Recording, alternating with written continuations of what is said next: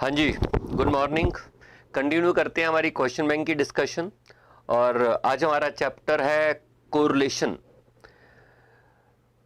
शुरू करते हैं क्वेश्चन नंबर 1 से।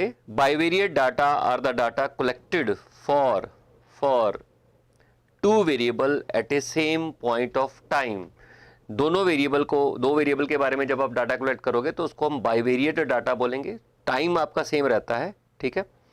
उसके बाद सेकंड क्वेश्चन आपका, for a bivariate frequency table P plus Q classification the total number of cells P into Q होता है। मैं आपको रिवीजन की क्लास में भी बता चुका हूं और मेन क्लास में भी मैंने बता दिया है। इट्स नंबर ऑफ सेल्स आपके P इंटू क्यू होंगे। Sum of the cells in bivariate frequency table, cells का मतलब वही होता है जो बीच में फ्रीक्वेंसी टेबल बनता है ना, जिसमें हम टैली मार्क लगाते हैं, उन सेल्स की बात कर रहे हो। कुछ सेल्स जीरो भी हो सकते हैं, बिल्कुल जहां पे कोई टैली मार्क नहीं आएगा वो जीरो होगा, ठीक है। Okay sir. For P into q bivariate frequency table the maximum number of marginal distribution, तो मार्जिनल डिस्ट्रीब्यूशन दो होते हैं, ठीक है। Question number 5, for P and q classification of bivariate data maximum number of conditional distribution P plus q होगा, ठीक है। P plus q, कितनी कंडीशन लग सकती है? P प्लस क्यू, ठीक है जी। Next, correlation analysis predicting the one variable for a given value of another variable, ये तो रिग्रेशन होता है, ये नहीं होगा। Establishing relationship between two variable, और सी ये भी सही है, दो वेरिएबल के बीच में रिलेशनशिप को एस्टेब्लिश करना। और measuring the extent of relationship between two variable, और दोनों वेरिएबल के बीच में रिलेशनशिप की डिग्री को मेजर करना, ये दोनों सही है, ठीक है। डिग्री को, एक्सटेंट को मेजर करना और रिलेशनशिप को एस्टेब्लिश करना, यानी कि D is the answer, both आपका बी एंड सी, ठीक। नेक्स्ट, स्पूरियस कोरिलेशन, आपको मालूम है जब थर्ड फैक्टर कोरिलेशन को पैदा कर लेता है। No casual relation, correlation between two variable having no casual relationship, उनके बीच में कोई कैजुअल रिलेशनशिप नहीं होता, लेकिन थर्ड फैक्टर कोरिलेशन को पैदा कर लेता है, ठीक है जी। Scatter diagram is considered for measuring, linear भी हो सकता है और नॉन लीनियर रिलेशनशिप भी हो सकता है। मैंने आपको बता दिया था स्कैटर डायग्राम लीनियर रिलेशनशिप के लिए भी काम आता है और नॉन लीनियर के लिए भी काम आता है। तो आपका जो आंसर होगा वो होगा सी, ठीक है। Sorry, both A and B आएगा, D, both A and B. Next, if plotted points in scatter diagram lie from upper left to lower right, यानी कि upper left to lower right ऐसे होगा, ठीक है ना। Upper left to lower right की अगर आप, if the plotted point in a scatter diagram lie from upper left to lower right, then the correlation आपकी नेगेटिव होगी, ठीक है sir. If the plotted point in a scatter diagram are evenly distributed, evenly distributed का मतलब ऐसे होगा, evenly distributed है, ठीक है, तो उनके बीच में नो कोरिलेशन, कोरिलेशन होगी ही नहीं, ठीक है sir. If all the plotted point in scatter diagram lie on a single line, अगर सिंगल लाइन के ऊपर लाई कर रहे हैं तो वो परफेक्ट पॉजिटिव भी हो सकता है और परफेक्ट नेगेटिव भी हो सकता है। तो आंसर आपका आएगा it's either A and B. Question number 12, the correlation between shoe size and intelligence, shoe size और इंटेलिजेंस के बीच में कोई कोरिलेशन होती है तो आंसर आपका जीरो कोरिलेशन होती है। स्पूरियस कोरिलेशन हो सकती है, लेकिन वैसे अगर आपसे पूछा जाए कोरिलेशन बिटवीन शू साइज और इंटेलिजेंट क्या कोरिलेशन होगी, तो इसमें आपकी जीरो कोरिलेशन होगी, ठीक है सर।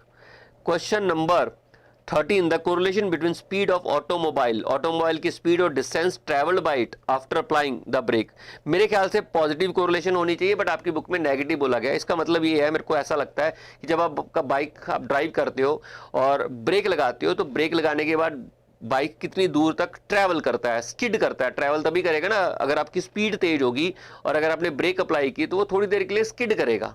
तो जितनी ज़्यादा स्पीड होगी उतना दूर जाके रुकेगा, और जितनी स्लो स्पीड होगी वो वहीं पर रुक जाएगा। तो मेरे को लगता है कि ये पॉजिटिव कोरिलेशन है, बट मैंने आपको बता दिया कि आपकी बुक में ये नेगेटिव लिखा गया है, ठीक है।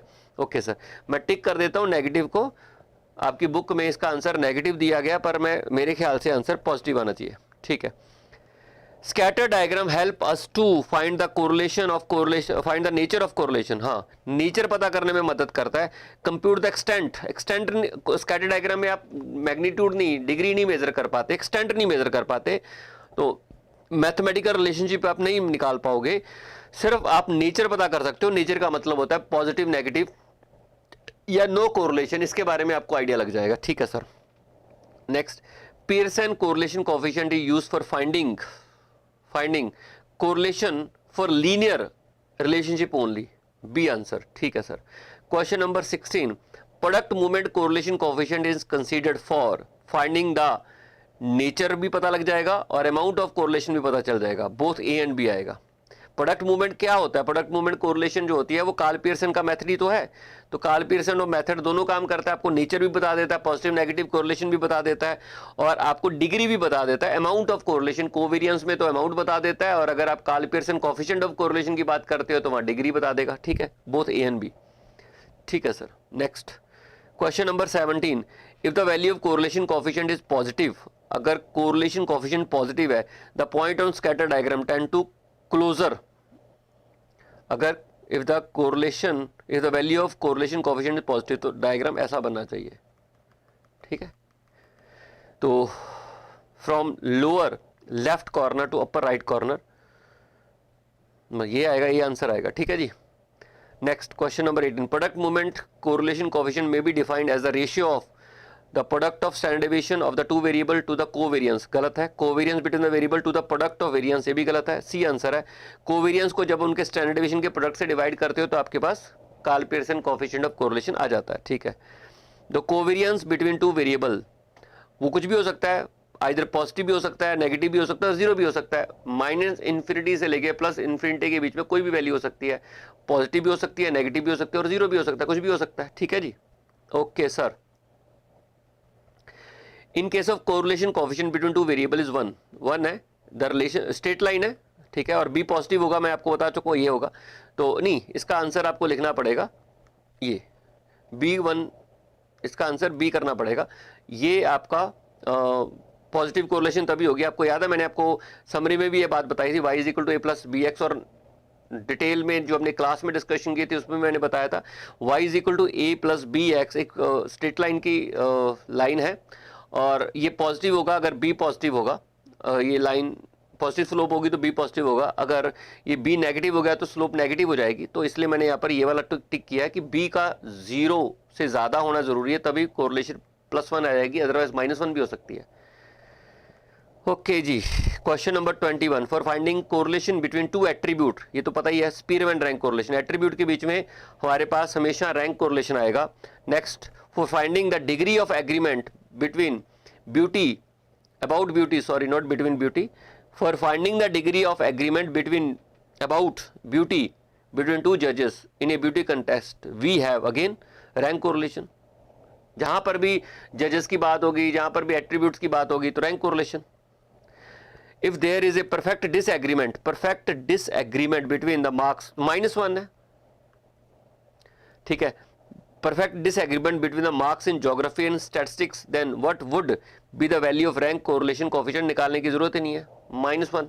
ठीक है, question number 24, we are not concerned with the magnitude of two variable under discussion, we consider not concerned with magnitude, जहां पे अभी मैग्नीट्यूड से कोई फर्क नहीं पड़ता, कंकरेंट डेविएशन में फर्क नहीं पड़ता। ठीक है, हम पढ़ के आए रिवीजन में भी और मेन क्लासेस में भी कि कंकरेंट डेविएशन में मैग्नीट्यूड को अगर आप इग्नोर करना चाहते हो तो कंकरेंट डेविएशन में आप कोरिलेशन मेजर कर सकते हो। ठीक है, क्विकेस्ट मेथड कौन सा है? ऑफ कोर्स कंकरेंट डेविएशन ही होगा कोरिलेशन मेजर करने का, जो क्विकेस्ट मेथड है वो कंकरेंट डेविएशन मेथड है। Next, What are the limits of coefficient of concurrent deviation?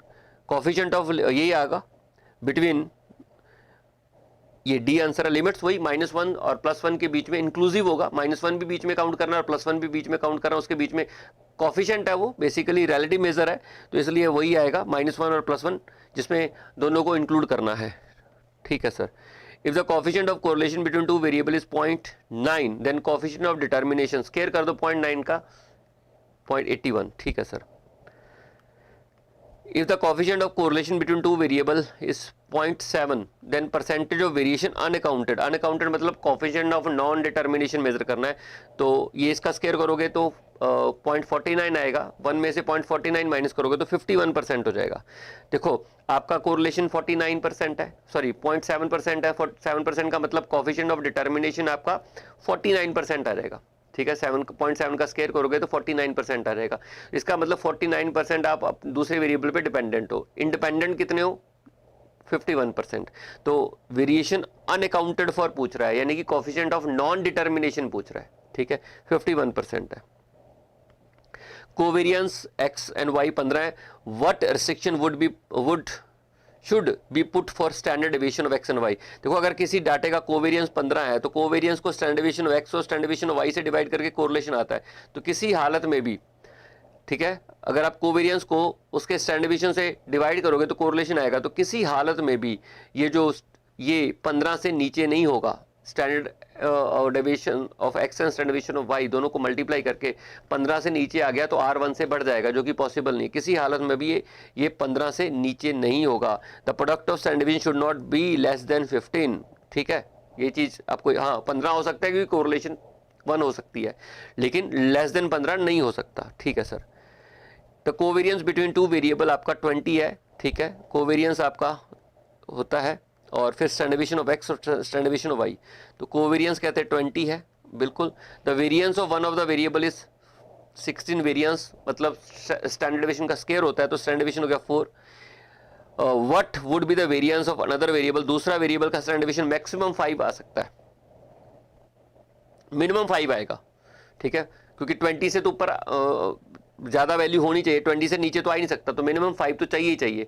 तो 5 का स्क्वायर आएगा 25, यानी कि वेरिएंस मिनिमम 25 से ज़्यादा चाहिए। ठीक है, तो 25 से ज़्यादा तो एक ही आएगा यहाँ पर, ए आंसर है। Okay, y is equal to A plus B X, ये हमने प्रैक्टिस में भी क्वेश्चन किया था, सी आंसर है। ठीक है, कई बार कर लिया हमने, रिवीजन में भी क्वेश्चन किया आपका।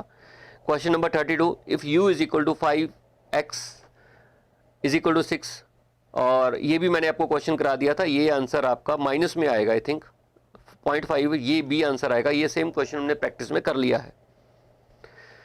Next, if the relationship between x and U is this and the correlation coefficient between x and Y, यानी कि आपके पास एक्स एंड वाई के बीच में कोरिलेशन पूछी गई है -0.6, और आप पूछ रहे हो कितनी, यू एंड वाई में।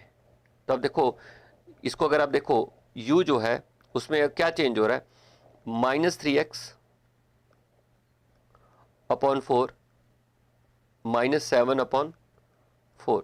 तो अब देखो माइनस का साइन चेंज हो गया, दूसरा वेरिएबल में चेंज नहीं आ रहा है, एक वेरिएबल में चेंज हो रहा है। ओरिजिन का तो फर्क नहीं पड़ेगा, स्केल का फर्क पड़ता नहीं है, लेकिन साइन का ध्यान देना है। तो स्केल में आप माइनस में चेंज कर रहे हो, तो आपका जो आंसर है वो 0.6 हो जाएगा। इस चीज़ का आपको ख्याल रखना है। ठीक है, बहुत इजी क्वेश्चन, आप देखो बड़ी जल्दी जल्दी निकल रहे हैं। अगर आपने ढंग से तैयारी की होती है तो कोई प्रॉब्लम नहीं आने वाली। ठीक है, फॉलोइंग फ्रॉम द फॉलोइंग ये दिया हुआ है 2 3 5 4 8 और 4 6 7 8 10, इनके बीच में ना 2 कोफिशिएंट ऑफ कोरिलेशन दिया हुआ है। द कोफिशिएंट ऑफ कोरिलेशन 0.93, इसका है 0.93। What would be the correlation coefficient between you and V, इसके बीच में पूछा गया। तो अगर इसको आप ध्यान दो ना, ये जो है ना u निकाला गया ना, जो u है यहाँ पर वो x -5 करके निकाला गया, चेक कर लो। ठीक है, और जो v निकाला गया है ना वो y माइनस, आई थिंक -8 करके निकाला गया। ये देखो 8 यहाँ था, यहाँ 0 हो गया ना, और यहाँ 5 था, यहाँ 5 की जगह 0 कर दिया है। तो हर एक में से 5 माइनस कर रखा है, और यहाँ हर एक में से 8 माइनस कर रखा है। तो जो u है वो x में से 5 माइनस करके निकाला है, और जो v है वो y में से 8 माइनस करके निकाला है। तो आप देखो ओरिजिन चेंज किया हुआ है, कोई फर्क नहीं पड़ेगा, सेम आंसर आएगा 0.93, B is the answer. Question number 35, for 10 pair of observation number of concurrent deviation was found to be 4, what is the value of coefficient of concurrent deviation. ठीक है, 10 पेयर ऑफ ऑब्जर्वेशन है, तो आप देखिए concurrent deviation का formula होता है ये ± under root +-2c -n upon n। c आपको मालूम है 2 into number of concurrent deviation 4 है, और ये आपका 10 पेयर है। 10 पेयर टोटल होंगे, लेकिन n तो 9 आएगा, क्योंकि कंपैरिजन तो 9 को किया होगा, तो ये माइनस आ जाएगा, क्योंकि इसको सॉल्व करके माइनस आ रहा है, तो ये अंदर भी माइनस आ जाएगा और बाहर भी माइनस हो जाएगा। ठीक है, ये हो जाएगा 8 -9 अपॉन 9, अंदर भी माइनस बाहर भी माइनस। इसको सॉल्व करोगे तो ये आएगा -1/3। ठीक है, D is the answer. Question number 36, the coefficient of concurrent deviation, ये क्वेश्चन में हमने रिवीजन में बिल्कुल सेम क्वेश्चन किया हुआ है। आइए क्वेश्चन नंबर 37 पे, what is the value of correlation coefficient due correlation coefficient में निकालना है, 0 आएगा इसका आंसर। क्यों 0 आएगा, आप निकालने की जरूरत नहीं है। अब देखो यहां पर, एक मिनट रुकिए जरा,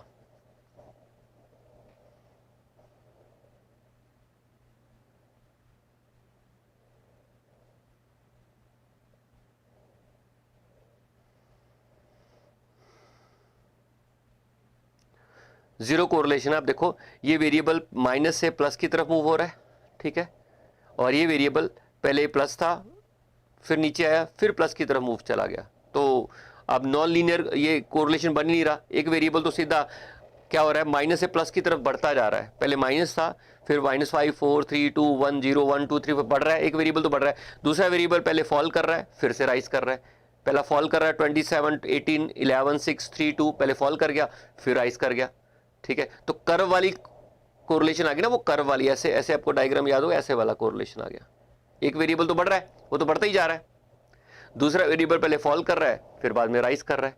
तो ऐसे में आपका कोरिलेशन 0 हो जाएगा। आपको मेजर करने की जरूरत नहीं, थोड़ा सा डाटे को आप देख लीजिए। For a moderately non symmetrical distribution से कोई फर्क नहीं पड़ने वाला।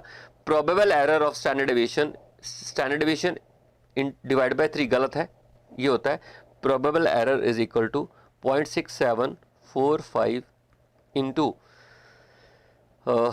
स्टैंडर्ड एरर, और कई बार इसको 2/3 इंटू स्टैंडर्ड एरर भी बोलते हैं।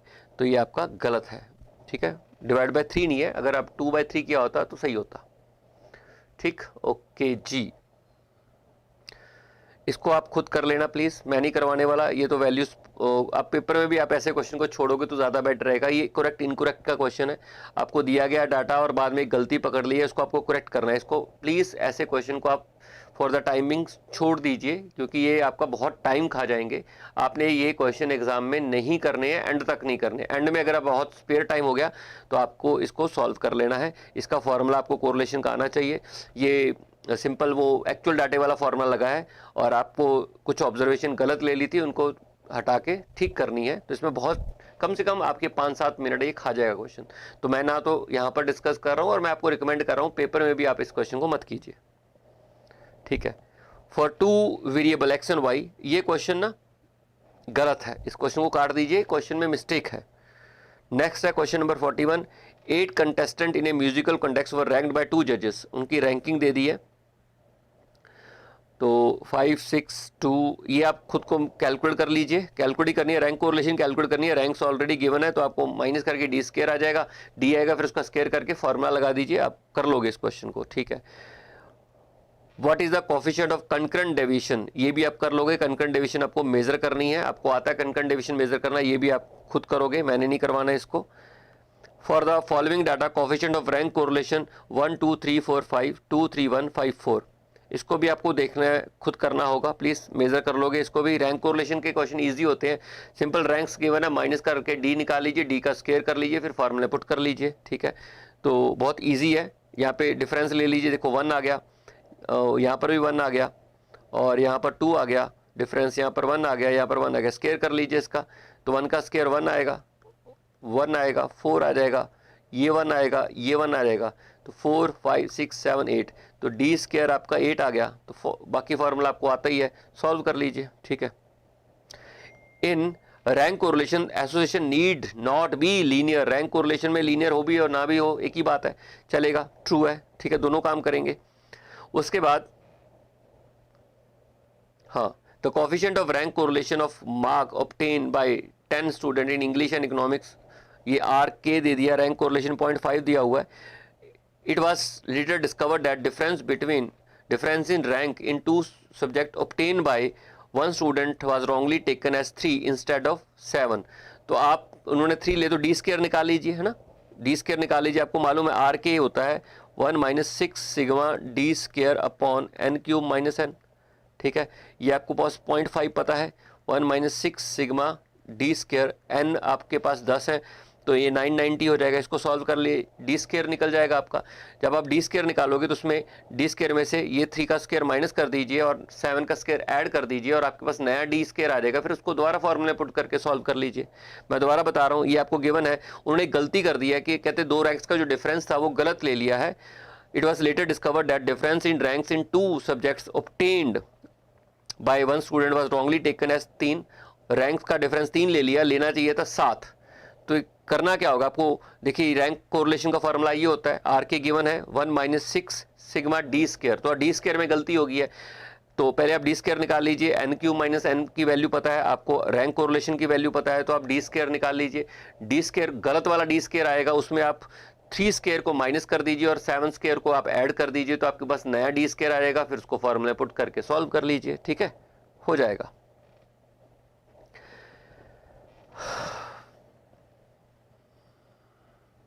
Calculate coefficient of correlation between x and Y. तो ठीक है, सम ऑफ प्रोडक्ट को, ये फॉर्मूला लगेगा कोवेरियंस, आपको याद है ये वाला फॉर्मूला था, summation X Y upon N into standard division of X. ये वाला फॉर्मूला याद है आपको, वही लगेगा। देखो एन पता है आपको 15 है, ठीक है, स्टैंडर्ड डिवीजन पता है, इसकी पता है और इसका भी पता, ठीक है। और ये देखिए sum of product of deviation of x and Y series from their respective mean. Sum of product of, product है यानी कि ये दिया हुआ है, किसका प्रोडक्ट है, स्मॉल एक्स स्मॉल वाई का दिया हुआ है। तो ये ऊपर वाला भी 122 दिया हुआ है, नीचे वाला आपको ये एन की जगह 15 दिया हुआ है। एक्स की स्टैंडर्ड डिवीजन दी है 3.01 और वाई की स्टैंडर्ड डिवीजन दी है 3.03। सॉल्व कर लीजिए, आपका आंसर आ जाएगा, ठीक है। Next, if the sum of square of difference of rank is 15, अच्छा डी स्क्वायर दिया हुआ है ये आपका, और नंबर दिया हुआ है n, what is the value of rank correlation, solve हो जाएगा। What is if the sum of square of difference of rank is 50, यानी कि डी स्क्वायर दे दिया और नंबर दे दिया, तो आप रैंक कोरिलेशन का फॉर्मूला लगाइए, सॉल्व हो जाएगा, ठीक है। उसके बाद the coefficient of correlation is significant, significant है अगर ये वाली बात है, ये मैं आपको ऑलरेडी बता चुका हूँ। आर अगर ग्रेटर देन 6 प्रोबेबल एरर है तो वो सिग्निफिकेंट है। If the rank correlation coefficient between marks in management in mathematics for a group of student is this, ठीक है। आर के गिवन है 0.6, डी स्क्वायर गिवन है 66, then what is the number of student in the group, हो जाएगा। अब देखो 1 - 6 sigma D square N cube minus N is equal to 0.6 है। आपको 0.6 भी पता है, डी भी पता है, और आपको एन सॉल्व करना है, आप सॉल्व कर लीजिए। इसको एन को सॉल्व करने के लिए ना आपको सिर्फ ऑप्शंस में से वैल्यू पुट करके देख लीजिए कौन सी ऑप्शन इस कंडीशन को सेटिस्फाई कर रही है। सॉल्व करने में आपको समय लग जाएगा। आपको मालूम है 1 - 6 इंटू आपके पास है 66, ठीक है। और फिर देख लीजिए एन की जगह क्या मैच करेगा, एन क्यू माइनस एन, पहले 9 पुट करके देख लीजिए, फिर 10 पुट करके देख लीजिए। अक्सर 10 नहीं होता है आंसर, 10 पुट करके देख लीजिए किस पे 0.6 आ रहा है, जिस पे 0.6 आ रहा है वो आपका आंसर है, ठीक है। Next question number 50, correlation coefficient between x and Y will be negative.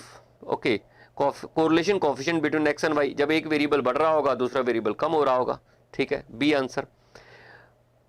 Question number 51, if p is a simple correlation coefficient, और पी स्क्वायर क्या होगा, कोएफिशिएंट ऑफ डिटर्मिनेशन। अगर पी कोरिलेशन कोएफिशिएंट है तो पी स्क्वायर आपका coefficient of determination होगा। Question number 52, if the correlation coefficient between x and y is r, r है, then between you and v क्या होगा, यू एंड वी क्या होगा, आर ही होगा, सिंपल, कोई चेंज नहीं आ रहा, साइन पॉजिटिव है दोनों में।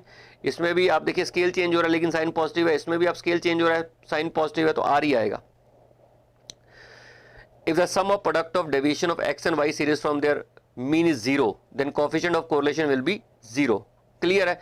अगर आपका को समीशन एक्स वाई ही 0 आया है तो आप बताइए sum of product of deviation of x and Y, यानी कि small x and small y from उनका प्रोडक्ट अगर आप निकाल लोगे तो वो 0 आ जाएगा। तो कोवेरियंस अगर 0 आ गया है तो अल्टीमेटली हमें मानना पड़ेगा ना कोरिलेशन भी 0 आएगा, इससे कोवेरियंस आएगा। कोवेरियंस इसको आप एन से डिवाइड करोगे तो कोवेरियंस ही आना है, ठीक है। तो अगर कोवेरियंस आपका 0 आ रहा है तो मान के चलेंगे, अदर थिंग अगर साइलेंट है तो कोरिलेशन भी 0 आएगा।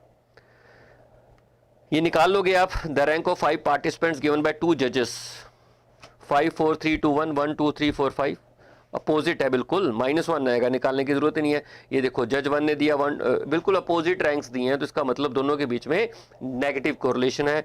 नेक्स्ट है question number 54, the covariance between x and y is 8.4 and their variances are this and this. तो ठीक है, Karl Pearson coefficient of correlation बोला है, वो होता है standard deviation of x, standard deviation of y।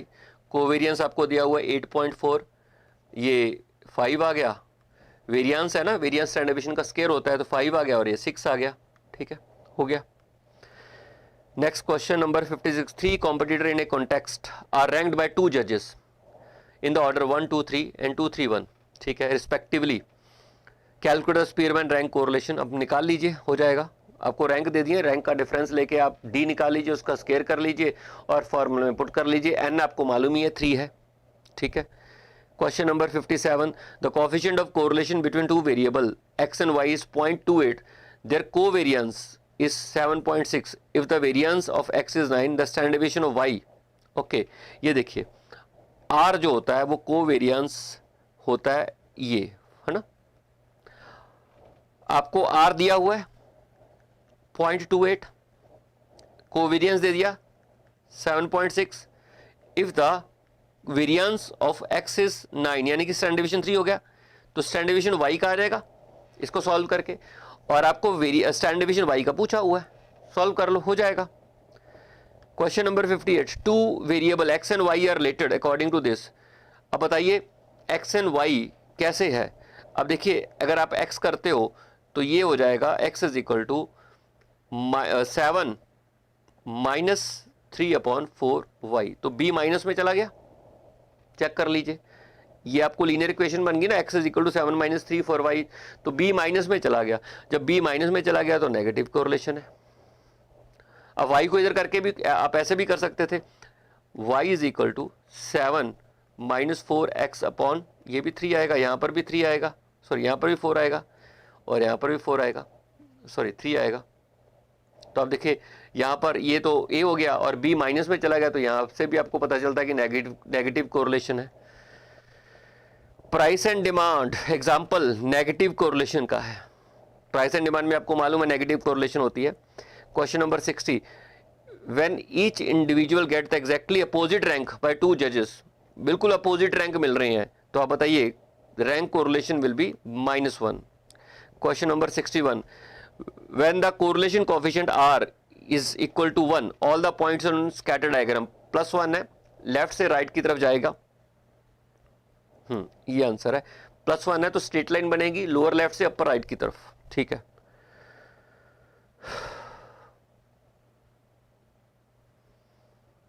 Question number 62, insurance companies, in case of insurance company profit and number of claims they have to pay, there is in insurance company profits and number of claims they have to pay, there is negative correlation, जितना number of claim ज्यादा होगा उतना profit कम होगा। आपको मालूम है insurance companies को claim देना पड़ता है और जितना ज्यादा क्लेम देगा उतना प्रॉफिट कम होगा, जितना कम क्लेम देगा उतना प्रॉफिट ज्यादा होगा, तो नेगेटिव कोरिलेशन है। 62, 63, आर आपका 0.6 है, कोएफिशिएंट ऑफ नॉन डिटर्मिनेशन, तो 1 माइनस आर स्क्वायर कर लीजिए इस 0.36। If the coefficient of correlation between x and y is 0.90, then what will be the coefficient of determination? ये आपने पहले भी किया हुआ है 0.81। If sum of square of rank difference of ये आपका d स्क्वायर आ गया और ये n है, आप सॉल्व कर लीजिए, रैंक कोरिलेशन हो जाएगा।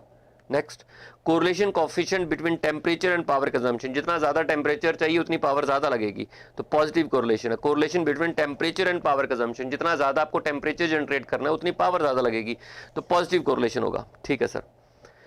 Coefficient of correlation between x and y is 0.6, both x and y are multiplied by -1, then resultant coefficient of correlation same रहेगा, दोनों को -1 से मल्टीप्लाई हो रहा है, तो वैसे तो स्केल का फर्क नहीं पड़ेगा लेकिन साइन दोनों में चेंज हो रहा है। देखो कार्ल पियर्सन कोएफिशिएंट कोरिलेशन में कहीं पर भी कोवेरिएंस को छोड़ दिया जाए, कहीं पर भी ओरिजिन और स्केल के चेंज का असर नहीं आता, ना तो रैंक कोरिलेशन में आता है, ना कंकरेंट डेविएशन में आता है, ना ही Karl Pearson coefficient of correlation में आता है। साइन का थोड़ा सा आपको ध्यान देना पड़ेगा।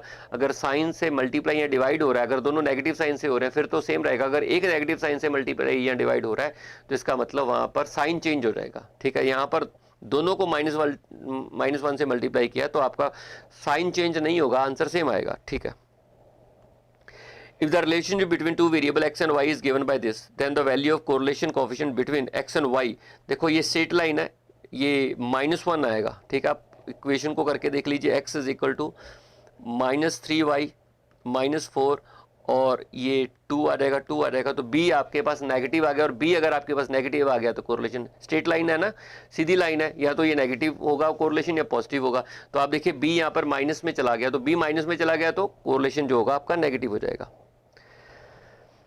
कहते इफ 3, क्वेश्चन नंबर 69, इफ 3 जजेस अपॉइंटेड फॉर ब्यूटी कंपटीशन, 3 जजेस हैं, 3 जजेस के बीच में ना आपकी 3 कोरिलेशन बनती है, जज 1, जज 2 और जज 3। ठीक है, और डिफरेंट रैंक कोरिलेशन कितनी बनेगी? 3 बनेगी। देखो पहले इन दोनों के बीच में कोरिलेशन निकलेगी, फिर इन दोनों के बीच में कोरिलेशन निकलेगी, फिर इन दोनों के बीच में कोरिलेशन निकलेगी। तो आप देखिए 3 कोएफिशिएंट ऑफ कोरिलेशन निकलेंगी, तो इसलिए आंसर आपका how many difference rank correlation coefficient आएंगे? 3 आएंगे, 3 जजेस में 3 आएंगे। ठीक है, क्वेश्चन नंबर 70, ये देखिए, ये सेम जैसा क्वेश्चन है। ये वेरिएबल तो चेंज हो रहा है, माइनस से प्लस की तरफ जा रहा है, इंक्रीज हो रहा है, और ये वेरिएबल पहले डिक्रीज हो रहा है फिर इंक्रीज होने लग गया, तो ये जीरो कोरिलेशन है। मैंने आपको बताया था ऐसे बन जाएगा ये, इसका ध्यान देना। क्वेश्चन आपको बड़ा बेवकूफ़ बना रहा है, इसको निकालने मत लग जाना। ये क्वेश्चन में ऐसी कोरिलेशन बन रही है, एक वेरिएबल तो इंक्रीज हो रहा है, दूसरा वेरिएबल पहले फॉल कर रहा है फिर राइज कर रहा है, तो आपकी कर्व ऐसी बन जाएगी, ऐसी बनेगी, ऐसी बन जाएगी, जैसे भी बन जाएगी। एक वेरिएबल पहले फॉल कर रहा है फिर बाद में राइज कर रहा है, तो प्लीज़ इसमें आपकी हमेशा जीरो कोरिलेशन होगी। हमने स्कैटर डायग्राम में मैंने आपको बताया था। अच्छा, ये इन्होंने दे दिया, फॉर्मूला पूछा है आपको कि कौन सा फार्मूला कोरिलेशन का, टाइड रैंक का क्वेश्चन है ये, रैंक टाई करेंगे आपके। ये देखिए यहाँ पर 16 आ गया, 16 आ गया, ये भी टाई कर गया, यहाँ पर भी। इनमें से पूछा कौन सा फार्मूला सही है, तो अगर आप दिमाग लगाओगे तो आपको पता चल जाएगा कौन सा फार्मूला सही है। ये वाला फार्मूला आपका सही है, आप चेक कर लेना, यही वाला फार्मूला सही है, बाकी फार्मूले गलत है। नहीं, रुकिए,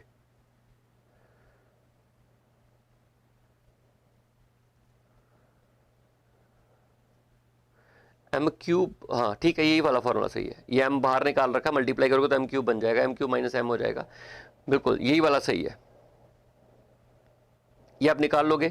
प्रोबेबल एरर है, आर पता है तो आपको प्रोबेबल एरर का फार्मूला आता है। इसमें फाइंड द कोरिलेशन कोएफिशिएंट है, ये देखिए 5 4 3 2 1 1 2 3 4 5, -1 आएगा। आपको क्वेश्चन में, क्वेश्चन को देख के करना है आपको। आप देखिए यहाँ पर कुछ क्वेश्चन को छोड़ दिया जाए, आपको क्वेश्चन सॉल्व नहीं करवा रहा, आपको ध्यान से क्वेश्चन पढ़ना है और उसके हिसाब से सॉल्व करना। 5 4 3 2 1 है और दूसरा 1 2 3 4 5 है, तो ऑफकोर्स ये बिल्कुल -1 है, परफेक्ट नेगेटिव कोरिलेशन है। Question number 74, if scatter diagram from a line move from lower, if scatter diagram from a line move from lower left to upper right, तो पॉजिटिव कोरिलेशन है। आपको मालूम है लोअर लेफ्ट यानी कि ऐसा diagram बनेगा ना। If scatter diagram from a line move from lower left to upper right corner of the then the correlation आपका perfect positive होगा। 75, if the correlation coefficient between x and y is this, then find the correlation coefficient between 2x - 3 और 3 - 5y। आप देखिए ये इसके बीच में और इसके बीच में कोरिलेशन निकालना है, तो x और y को ही चेंज करके निकाला गया है। अब देखिए यहाँ पर 2 से मल्टीप्लाई हो रहा है, मल्टीप्लाई का कोई फर्क नहीं पड़ेगा, साइन भी पॉजिटिव है, लेकिन यहाँ 5 से मल्टीप्लाई हो रहा है लेकिन साइन माइनस में हो रहा है, तो आप देखिए आपका ये 0.5 वाला कोरिलेशन है, -0.5 हो जाएगा, बहुत ईजी है। क्वेश्चन नंबर 76, 2 वेरिएबल है आर इंडिपेंडेंट, 2 वेरिएबल आपके इंडिपेंडेंट है, तो इसका मेजर करने की जरूरत नहीं, कोरिलेशन आपकी 0 आ जाएगी। ठीक है, ये क्वेश्चन हमने पहले भी किया हुआ है, spurious correlation if the correlation between 2 variable having no casual relationship. ठीक है, कहता है कि when r is equal to 1 all the point on scatter diagram lie, r अगर 1 है तो lower left to upper right की तरफ जाएगा, स्ट्रेट लाइन पर आएंगे सारे पॉइंट, लोअर लेफ्ट से अपर राइट की तरफ, पॉजिटिव कोरिलेशन है। Question number 79, if 2 variable x and y the covariance of x and variance of y, covariance आपका 40 है, वेरियंस दिया हुआ है। ठीक है, x का, तो स्टैंडर्ड डेविएशन 4 आएगा, और y का वेरिएंस दिया 256, तो स्टैंडर्ड डेविएशन 16 आएगा। तो आप सॉल्व कर लीजिए।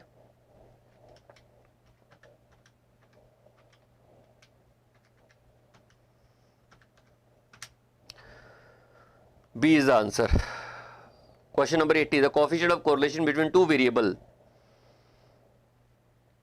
कोएफिशिएंट है ना, यूनिट फ्री मेजर है, ठीक है। What are the limit of correlation coefficient, ठीक है। डी आंसर, -1 और +1 के बीच में इंक्लूडिंग द लिमिट्स।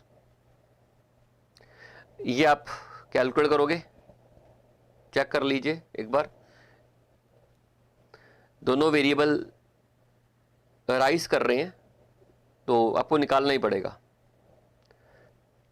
यहां पर देख लीजिए, ये भी आपको निकालना पड़ेगा, सॉल्व कर लेना आप, और ये भी आपको निकालना पड़ेगा, ठीक है। निकालने वाले क्वेश्चन प्लीज आप सॉल्व कर लेना, उसमें कोई पॉइंट नहीं है। ये भी आपको निकालना ही पड़ेगा, सॉल्व करना पड़ेगा। सॉल्व करने वाले ऐसे क्वेश्चन आप देखोगे किसी में पेपर में नहीं आ रहे, स्टडी मटेरियल में जरूर दे रखे हैं ना, तो एमटीबी में डालते हैं ना वो सस्टर आंसर में डाल रहे हैं, कहीं पर नहीं डाल रहे हैं। तो आप प्लीज इनके ऊपर ज्यादा टाइम मत वेस्ट करना, जो क्वेश्चन आ नहीं रहे हैं उनके ऊपर ज्यादा टाइम मत करो। अगर कोई सॉल्व करने वाला क्वेश्चन आएगा भी, फॉर्मूले जरूर याद होने चाहिए, तो बहुत ईजी क्वेश्चन आएगा, आप बड़ी आसानी से कर लोगे। तो इनको आपको प्रैक्टिस करनी है और कुछ नहीं करना। Question number 86, if the sum of square of difference, यानी कि ये n हो गया और ये d स्क्वायर हो गया, ठीक है। तो रैंक कोरिलेशन आपका निकल जाएगा। 4 into 7 classification of bivariate data, the maximum number of conditional distribution 28 आएगी, ठीक है। सॉरी 11 आएगी, मल्टीप्लाई नहीं होता, आपका जोड़ होता है। कंडीशन 4 उसकी लगेंगी, 7 उसकी लगेंगी। एक मिनट, कहीं कुछ गलत तो नहीं हो रहा?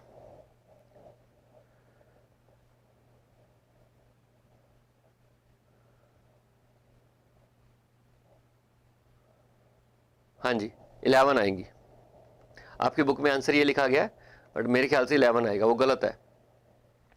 There are 2 equations, this and this, correlation coefficient for P and Q is this.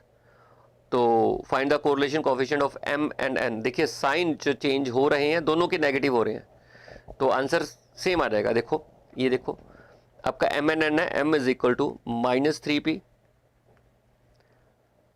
+ 2, और N जो है -2Q अपॉन 6 + 1/6। तो दोनों में साइन मल्टीप्लाई जो हो रहे हैं वो माइनस में हो रहे हैं, तो आंसर सेम रहेगा। सॉरी 0.5 आएगा ना, हाँ। Below scatter diagram show what type of perfect negative correlation, ठीक है। M and N two way और bivariate frequency table, maximum number of marginal distribution तो 2 ही होते हैं, ठीक है जी। 91 क्वेश्चन है, if the data points x and y series on a scatter diagram lie along with straight line that goes downward as x value move from left to right. कहते हैं x की वैल्यू अगर जैसे जैसे बढ़ रही है, जैसे जैसे ये डायग्राम है, कहते हैं अगर x की वैल्यू लेफ्ट से राइट की तरफ जा रही है तो वैल्यू ये फॉल कर रही है। तो आप बताइए ज़रा कौन सी कोरिलेशन है, डायरेक्ट कोरिलेशन है, इनडायरेक्ट कोरिलेशन है, इम्परफेक्ट, ये ऑप्शन ही अजीब दे रखी हैं। नेगेटिव कोरिलेशन है, और नेगेटिव कोरिलेशन को आप आई थिंक है तो ये भी डायरेक्ट ही है, चेक कर लेते हैं आंसर में। ये इन्होंने इनडायरेक्ट दिया गया, पर मुझे डाउट है ये डायरेक्ट आना चाहिए, है तो ये भी डायरेक्ट है, चला कि नेगेटिव कोरिलेशन है। If the data point on x and y series on a scatter diagram lie along with straight line, ठीक है, लाइन से प्रेजेंट हो रहा है, that goes downward as x value move from left to right. Diagram तो ही बनेगा, correlation तो डायरेक्ट ही है ना, बट है नेगेटिव कोरिलेशन, पर है तो डायरेक्ट ही है। इन्होंने इनडायरेक्ट आंसर दिया गया। चलिए आप देख लेना। तो मेरे ख्याल से मैंने आपके कोरिलेशन के क्वेश्चन डिस्कस कर लिए, मैंने आपको समरी क्लास भी प्रोवाइड कर दिया, और कोरिलेशन के क्वेश्चन 91 के 91 मैंने आपके साथ डिस्कस कर लिए हैं। आपको पहले रिवीजन क्लास लगानी है, उसके बाद अगर आप क्वेश्चन करोगे तो ज़्यादा बेटर रहेगा। All the best for your exam, thank you so much.